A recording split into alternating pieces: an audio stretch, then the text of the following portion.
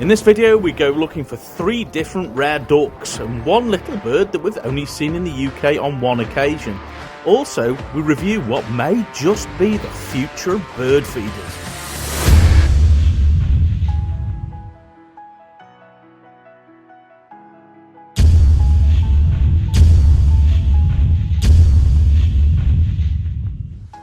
Before we start this week's adventure, over the weekend it was the RSPB's Big Garden Bird Watch, where the RSPB ask people to look into their gardens for an hour and see what birds arrive. This is great for conservation and keeps tabs on bird populations. And we do this as a family every year, but this year we're going to do it a bit differently. The guys at PeckPerk have sent us a smart bird feeder to have a look at. So we're going to set that up, leave that to look for our garden birds, and we'll go birding. We'll check up on it later. Now to our little adventure, and this one started with a trip over the Mersey to a park in St Helens. Hey folks, we're in a park in St Helens. They've got a park run going on behind us. We're here to find a bird that Katie's usually jinxed with. I did ask to stay in the car. The ringneck duck, she has asked to stay in the car. But anyway, we're going to go and try and find it. We probably won't be able to with Kaylee here, but we'll have a look anyway. I have seen one before though, in my defence. You have seen one before, yeah. We're going to try and find it. Stick with us. We took a direct line over the path, then over a field, then over another path. Stopping to let some of the park runners by, we headed towards the small duck pond in which the ringneck duck had previously been seen. Quietly fearing that Kaylee being with me might jinx us seeing the duck, we approached the pond in anticipation. And thankfully on this occasion her curse appeared to be lifted. Amongst the tufted ducks there was something a little different. It was our ringneck duck. And on this video you can clearly see the difference between the 2 species, with the ringneck duck being a little more heavy set, with a greyer rather than bright white side, and a bold white border around the bill, and also lacks the tufted duck's tuft. This ridiculously confiding individual is the same bird I saw just before Christmas whilst birding with my mum at Taylor Park just down the road. I thought it showed well there, but not as good as this. This species is a transatlantic visitor all the way from the States, and is showing up in this country in increasing numbers, and sometimes with multiple individuals showing up at the same location. I wonder how long it'll be until this species breeds in the UK. Now let's briefly mention why Kaylee's not a massive fan of this duck and is a bit cursed. The first time we went to see one, Kaylee was really unwell and had to stay in the van. The second time we had to walk miles and got a really distant view of a young male. And then last time, I ended up going with Mum to see it. And of course, the handful of times we've been looking for this species and not found it. Luckily though, on this occasion we got excellent views, and barring the bad light caused by fog, we couldn't have really asked for more. There were some more common species on this duck pond, like mallard and tufted duck, also black-headed gulls and moorhens too. Not only that, we picked up 2 more species for our year list, with a couple of the more common pigeon species being present. Not only was this a lovely little park, but also a great start to our day. But now we needed to head back to the car to warm up and decide where to go next. So she's not a jinx after all. We turned up, I had to dodge park runners. Oh, he's right there. And we got to the little duck pond. It's stinky. And it was smack bang right in front of us. The light is terrible because it's foggy and horrible, but still it's really, really close. Best views I've ever had of a ringneck duck. It's mental. It's over at the other side now having sleep. Curse now broken. But Curse is now broken, and she's got a lovely male ringneck duck on a list, which is nice. We decided to head to Merseyside and Spike Island. Hey folks, we're at Spike Island on Merseyside and it is cold. That wind's got teeth. It's bitter cold. We're going to go and see what we can find, but probably not for long. We might move on after this. We headed past a little bridge where people were feeding the ducks, swans and geese, who were joined by this carrion crow, and headed towards the estuary shore.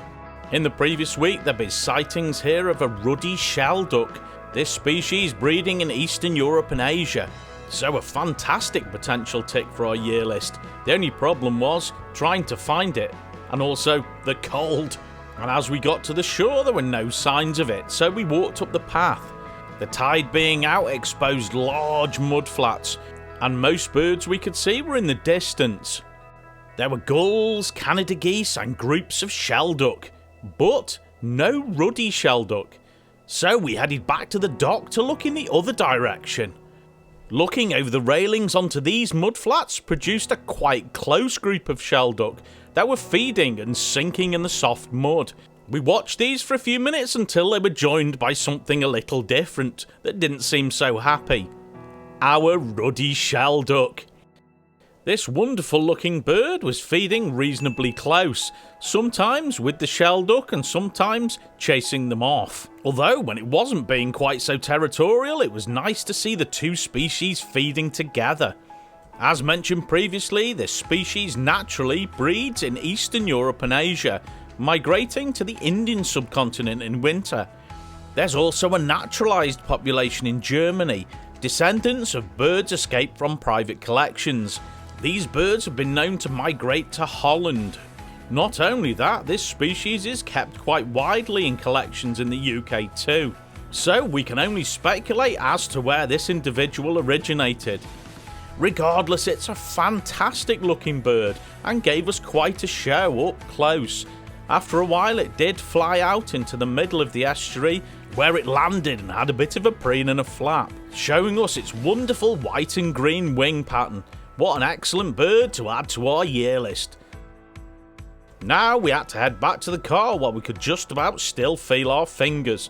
Unfortunately though, en route we had to stop for a second while a large swan crossed our path. Hey folks, we froze to death at Spike Island. It was very, very cold. So we're going to drive now out of Merseyside and go back into North Wales. Before we go further, let's check up on the feeder. And we have had a couple of visitors. The main one being a robin that's been back in too many times picking up snacks. And despite poor light, the camera's done a pretty good job. Excellent. More on this later. Now, before we get to our next destination, I'm going to take you back a few days when I went to look for another American duck. Hey folks, I'm at Morfa Madryn Nature Reserve, not far from Bangor. I've come here because there's a green-winged teal been sighted here, which is an American visitor. So I'm going to go and try and find that. It was a nightmare parking. I've had to park right up the lane, so I've got a bit of a walk. So stick with me, let's see if we find it. Pretty soon I bumped into another birder. That's encouraging. I've just bumped into another bird who said it's showing. So, fingers crossed. This is a reserve we've frequented a couple of times recently, and let's hope this time I actually get to see the bird I'm looking for, as the previous time was a bit of a failure. Nevertheless, I hot-footed it to the location I'd been told to go by a couple of birders I'd seen. But when I arrived, I was on my own, no other birders in sight, so I had to find the green-winged teal on my own. I'd been told it had been showing on a marshy pool, hanging around with a large flock of other teal and widgeon, but hadn't been the easiest to see, as there were loads of bits of vegetation where it could hide. So I set about scanning through all the ducks, and after a while, with no joy, I was joined by some other birders, which could only be a good thing, more eyes on the job.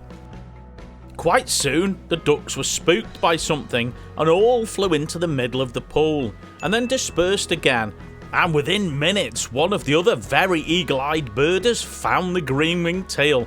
It had started feeding in the middle of the pool amongst some other teal. This species, although very similar to our European teal, is a little bit different, and can be identified by the vertical white line going from its shoulder to its tummy, as opposed to our European teal that has a horizontal line along the wing. Myself and the other birders watched it for a while as it moved slowly towards the other side of the pool. There's another one for the year list.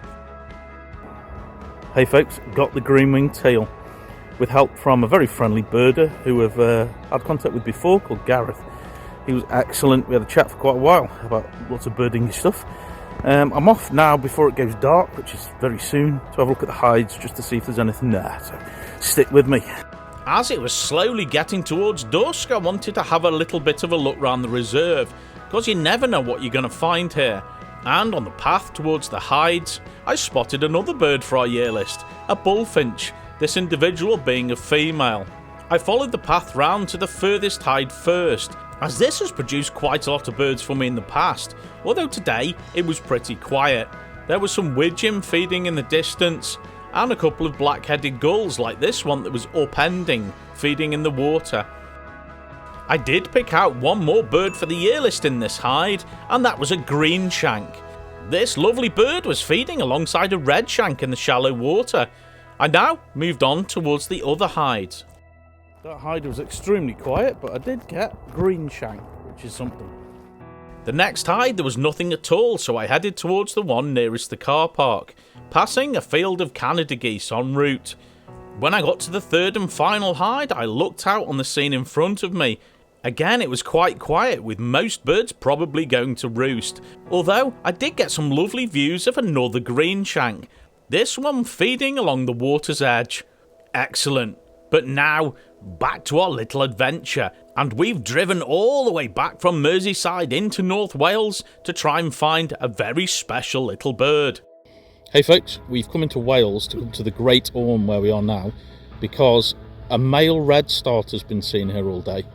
And as I failed on the female redstart at Horton's Nose recently, We're going after a male. we're going after a male. So apparently it's been showing well, so let's see. Stick with us, let's see if we find it. Although by now it was quite late in the afternoon, we were told by another birder that was present here that the black redstart had been showing really nicely, but had just disappeared and flown behind a hedge. He suggested we stood back and waited for the bird to show again, and apparently it will come into a hedge and then fly to a post that was directly in front of us. So, with anticipation, we stood back and waited. And luckily for us, the other birder was spot on. The black redstart first landed in a hedge and then moved on to a fence post. Before doing exactly what the other bird has said, it flew from the fence onto the post in front of us, really close. It would sit there for a while, bobbing its red tail up and down before dropping to the floor to feed. This was incredible, such a confiding bird. After a quick feed, it would fly back to the hedge or the fence and then drop out of sight, only to repeat this after a few minutes. This lovely species is a very rare breeder in the UK, with less than 100 breeding pairs, and luckily for us a couple hundred more turn up in winter, so we get a little more chance of seeing them. But this was quite special for us, because we'd only ever seen one of this species in the UK, and it was a female, and this male was stunning. And whilst we were waiting for it to show again, we watched some of the other birds present here, like song thrushes and wrens. But then the black redstart would show again and give us amazing views. What a star. Now, a few days after filming this amazing bird, we returned to Horton's Nose in Rill, where we failed to find a female of this species earlier in the year. This time though, we saw it. So, we thought we'd include the footage here so you can see the difference between the male and the female of this wonderful species, with the female being almost like a dull browny grey and the male being very black around the face and white on the wing. What a day, but now it was going dark. Hey folks, it's dark now. Hence the urgent light. Hence the urgent lighting in the car. Yes, we saw the male black redstart and he showed wonderfully. It was absolutely stunning. Now, back to the bird feeder. So, was this smart feeder the bird feeder of the future? Was it any good? Well, let's find out. When we opened it up, there was all sorts of things in the box with the feeder, including different ways to mount the feeder onto a tree or a fence or a flat surface or even a tripod. So every option was answered for. There was a solar panel so you could keep the feeder powered up outside, and there was also in the box a hummingbird feeder. That's pretty useless to us in the UK in the winter, but still a nice touch. And it was easy to fit. We just screwed it to the top of a bird table and screwed the solar panel next to it. As far as the bird feeder itself, it's pretty robust and looks reasonably easy to clean. Although, we think it could look a little better, maybe a green option to blend in with a natural background. Regardless, we set it up and it was ready to go. The next job was to set up the app, and that was reasonably easy too, just needing Bluetooth and Wi-Fi, and you're pretty much there. You can connect more than one phone to it as well, which is excellent. Now, was the footage any good? Well, we had a good few visitors, much of the same species, robins and starlings, and a couple of unwanted visitors too, like this squirrel. If you have a strong dislike for the squirrels, there is an alarm function on the app, which makes a brief, loud noise in order to scare the squirrel, although you'll probably scare the birds at the same time if you use it. Other functions on the app include a bird ID function that has potential to identify thousands of species of birds. We didn't use this, although we have chatted to another bird YouTuber who has used this product. He said this function was pretty good, although not always correct. Ultimately, it was a lot of fun, and in the first day or two, really quite addictive. And we can see this product being genuinely beneficial to many different people. One thing we don't often mention is one of our children is special needs, and we think this could be excellent for people with various disabilities. Not only that, it'd be brilliant for the elderly and people with dementia or Alzheimer's. And also a good way to educate young people who are used to looking at screens, iPads and phones and such. The bottom line, this bird feeder is a really fun bit of kit. Thank you very much for watching. Please like. Please subscribe. And please press the notification bell. We'll see you next time. Bye. Bye-bye.